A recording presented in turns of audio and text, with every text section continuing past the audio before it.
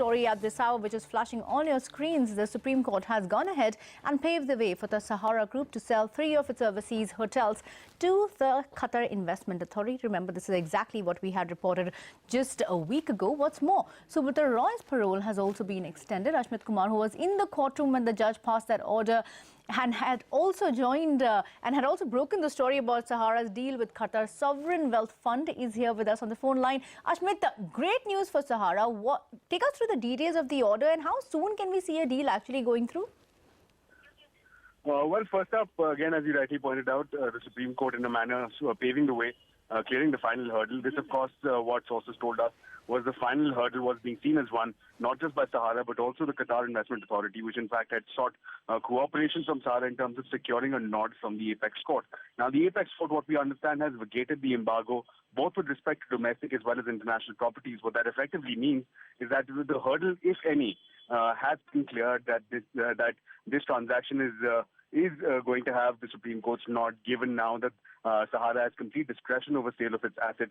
So in that manner, the final hurdle has been cleared. We, of course, had reported first on this development on July 8th, where we, in fact, clarified, that's when we broke the story about the ongoing deal, about the talks going on, being in advanced stages. In fact, that was one development that was confirmed today over the course of the Supreme Court proceedings, when in fact Kapil Sibal, representing Sahara in this case, confirmed to the Apex Court that the parties are in advanced stages of negotiations, that they are in talks with the Qatar Investment Authority. So that story was confirmed then, and subsequently the final hurdle being cleared here, the Supreme Court lifting the embargo. But that's only part one of the story. The second part, and equally important, is that the Supreme Court has extended the parole for Subrata Roy till August 3rd. There are two conditions, however. The first condition is that an additional 300 crores need to be deposited on or before August 3rd. And here's the key aspect, which is the second part, is that Supreme Court has clarified that it is not happy with the conduct of Sahara in terms of mobilizing funds, that this is an ongoing exercise which has stretched for a number of years, that it's had enough, that its patience has reached its limit. And towards that end, we understand that the Supreme Court has scheduled August 3rd as the day for hearing SEBI's application for appointment of a receiver for Sahara's assets. So a big day for August 3rd. But for now, two big developments. Subrata Roy gets his parole extended, and the final hurdle for the QIA Sahara deal has been cleared for Sahara's overseas properties. Okay, let's take the discussion forward then, Ashmit. We are now joined by Majid Memon, senior advocate as well. Majid, how your initial reaction? How much of can this be a sigh of relief for Sahara and Subrata Roy, at least from an interim perspective? See, some more breathing space for Sahara Shri now, so that he can enjoy his liberty for a little more, a couple of weeks or thereabout, till 3rd of August. You see, some of the factors which operated in favor of Sahara Shri in the mind of the court, as it appears, are that he may not have so far violated any of the terms of parole which he has enjoyed till this date. And secondly, that in fact he has not been convicted of any offense as yet. You know, he is only exploring, and he has been given opportunity to raise funds and pay off the legitimate dues, which he is trying, although the Supreme Court has expressed not whole satisfaction with regard to his endeavor to do that.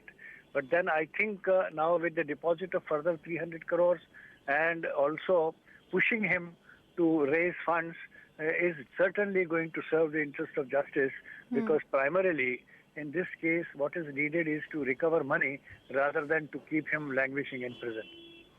Let's also bring in HP Rarina, corporate lawyer. Mr. Rarina, would you agree with this, Mr. Menon, that at this point in time, it doesn't really make sense to keep him embroiled in the whole legal tussle and actually go ahead with selling assets and raising capital? No, I entirely agree with what Mr. Memon has said, because this is very crucial. The Supreme Court is not interested in keeping him behind bars. The Supreme Court wants to make sure that the money is recovered as soon as possible. And therefore, I think the court has told him that you better pay up by 300 crores, otherwise on 3rd of August, you will go back to jail. The message is very clear. So the idea is to make sure that the money is recovered in the shortest possible time. And therefore, Sahara knows that the Supreme Court means business, and they are not going to be taken for a ride as they have been doing for the last 2.5 years. So Sahara will have to act now and make sure that money is deposited and some further amount is promised in the next few weeks if Subrata Roy is to remain out of jail. Mr. Memon, let me bring you in on what Supreme Court had also observed. Over and above giving that interim relief to Sahara, they've also observed that they're not satisfied with Sahara's efforts of actually raising capital. If the deal or if there is some kind of spanner in the works in the deal, how will things change or pan out for Subrata Roy? See, Subrata Roy is trying to buy time, somehow, so that if he can justify the highest court of the land that his endeavor to collect money and pay off the dues is sincere, and he is sparing no efforts to get on hand so that he can deposit the money. And if that satisfaction is there, the court would continue to permit him to remain out for some period beyond 3rd August also.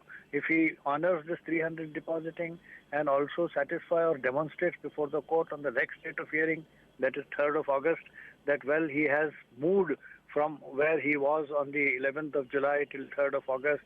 These are the advancements with regard to a genuine attempt to raise more money so that debts can be cleared. Then probably the court would be graceful enough to grant to him some more time. But I think with the passage of time, this is a good device because it is not going to serve anybody's purpose if this man languishes in prison and remain quiet there, because that would not serve the interest of justice even a bit. Okay, last quick word with Mr. Arena. Mr. Arena, what are the options before Subrata Roy and Sahara Group at this point in time? Well, the only option is to fulfill the promise which he has given to the Supreme Court. That's his only, saving grace. And therefore, he will have to deposit this 300 crores and also give further promise of when he will deposit a further amount in the next few weeks if he wants the extension from 3rd of August. Okay. And that is the only option which is open to him now. All right, Mr. Arena and Mr. Memon, appreciate you joining in on this.